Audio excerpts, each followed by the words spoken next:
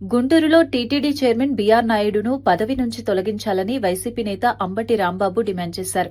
గోరంట్ల వెంకటస్వామి ఆలయంలో ప్రత్యేక పూజలు నిర్వహించి అనంతరం మీడియాతో మాట్లాడారు. టీటీడీ చైర్మన్ గా ఉన్న వ్యక్తి వరుస వివాదాలకు కారణమవుతున్నారని అన్నారు. లడ్డూ వివాదాన్ని తప్పుదారి పట్టించేందుకు ప్రయత్నించారని విమర్శించారు. ఇన్ని ఆరోపణలున్నప్పటికీ ఎందుకు చర్యలు తీసుకోవడం లేదని ప్రశ్నించారు.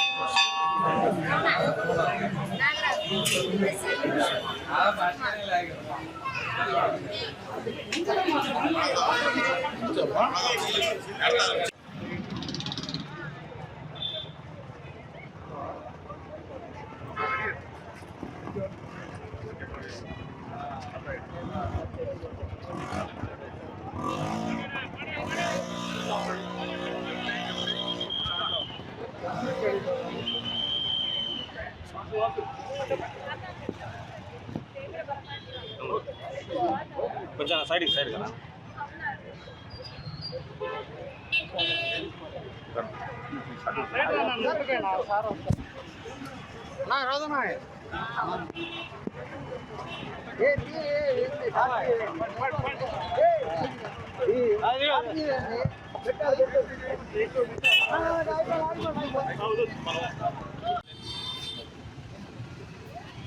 వెంకటేశ్వర స్వామి ఆడిపోతూ అక్కడ పాడు పెట్టుకుంటే వైఎస్ఆర్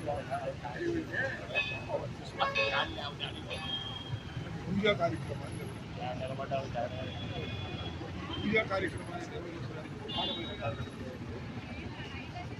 రాష్ట్ర వ్యాప్తంగా 175 నియోజకవర్గాలు కూడా పార్టీ పిలుపు మేరకు వెంకటేశ్వర స్వామి దేవాలయాలకు వెళ్ళి పూజ చేయాలని పార్టీ ఆదేశం దీనికి ప్రధానమైన కారణం ఏంటంటే తిరుమల తిరుపతి దేవస్థానం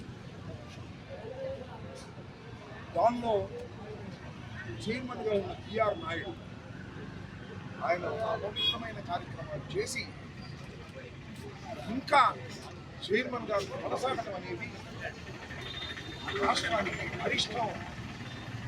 తక్షణమే అతను రాజీనామా చేయాలి, లేదంటే చంద్రబాబు నాయుడు గారు ఆయన తొలగించాలి అనేది మా డిమాండ్. వెంకటేశ్వర స్వామిని కూడా అదే మేము ప్రార్థించడం జరిగింది. బీఆర్ నాయుడు అనే వ్యక్తి వ్యాపారమే, టీవీ5 యజమాని, దానితో పాటు అనేక మోసపూరితమైన వ్యాపారాలు చేసినటువంటి వ్యక్తి.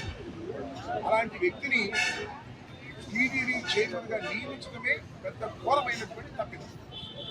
ఆ తర్వాత ఆయన అపవిత్ర కార్యక్రమాలు అనేకం బయటకు వచ్చినా కూడా చంద్రబాబు నాయుడు గారు కొనసాగిస్తూనే ఉన్నాడు. మన చంద్రబాబు నాయుడు గారు ఆయన మనవడు పుట్టినరోజు వెళ్తే ఆయనే ఉన్నాడు. ఎవరు బీఆర్ నాయుడు గారు, అపవిత్రమైన బీఆర్ నాయుడు గారే ఉన్నారు. నిన్న ఒంటిపేట వెళ్తే బీఆర్ నాయుడు గారే ఉన్నారు. ఒక అపవిత్రమైన కార్యక్రమం చేసినటువంటి వ్యక్తిని తిరుమల తిరుపతి దేవస్థానం చైర్మన్గా తొలగించలేనటువంటి అసమర్థంగా చంద్రబాబు నాయుడు గారు ఉన్నారంటే ఆశ్చర్యంగా అనిపిస్తాం. చాలా దుర్మార్గమైన విషయం. ఇప్పటికైనా చంద్రబాబు నాయుడు గారు కళ్ళు తెరిచి ఆ బీఆర్ నాయుడిని చైర్మన్ పదవి తొలగించాలని ఈ సందర్భంగా చంద్రబాబు నాయుడు గారు దైవాన్ని అడ్డం పెట్టుకుని అనేకమైనటువంటి అపవిత్రమైన కార్యక్రమాలు చేస్తున్నారు. జగన్మోహన్ రెడ్డి గారి మీద కోపంతో జగన్మోహన్ రెడ్డి గారి పరిపాలనలో పవిత్రమైనటువంటి లడ్డూలో పంది మాంసం కొవ్వు, చేప కొవ్వు ఉన్నాయని తీవ్రంగా ప్రచారం చేశారు. చూశారు కదా మీరు. ఒక సంవత్సరం పైచేల పాటు అదే ప్రచారం ఈ రాష్ట్రంలో. ఇప్పటికి ఏమైంది? చాలా కానటువంటి ఆరోపణలు జగన్మోహన్ రెడ్డి గారు చేసి రాజకీయంగా లబ్ధి పొందాలని, మతాన్ని అర్థం చేసుకుని లబ్ధి పొందాలని ప్రయత్నం చేసి ఒక నీచమైనటువంటి మనస్తత్వం కలిగినటువంటి వ్యక్తి నారా చంద్రబాబు నాయుడు. ఎన్నుకోవాలి కానీ కొత్త రాజధాని కట్టేస్తారని గ్రీన్ ఫీల్డ్ రాజధాని కట్టడానికి అంత గుంటలో సెలెక్ట్ చేసుకున్నాడు. అమరావతికి అంత గుంట వర్షం వస్తే మునిగిపోద్ది, ఇంజిన్లు నీళ్లు పెట్టి తోడాలి విషయాలు. ఏంటిది? మనకి ఎక్కడైనా వర్షాలు పడితే కాలువల ద్వారా వాగుల ద్వారా వెళ్ళి ఎక్కడ పడతాయి? నదుల్లో పడతాయి. అట్ట కాదు, ఇక్కడ ఈ నదిలోకి వెళ్ళవు, తోడాలి ఇంజిన్లు పెట్టి. పెద్ద గుంట. ఈ ప్రపంచంలో ఏ పట్టణం కూడా అలా ఉండదు. ఇలాంటి కొత్త క్లీన్ ఫీల్డ్ పట్టణం తీసుకొచ్చాడు పెద్ద గోతిలో. నీళ్లు తోడడానికి 1000 కోట్లు కావాలి, ఇంజిన్లు పెట్టుకున్నాడు. వర్షం వస్తే పడవలు వేసుకెళ్ళాలి. అక్కడంటే రాజధాని అంట 2 లక్షల కోట్లు అంట, 1,00,000 ఎకరాలంట, పూర్తి అవుతుందంట. ఇప్పుడు పూర్తి అయితే నాకు అర్థం కాదు. మా పిల్లలు ఉండగా కూడా పూర్తి చేయాలి.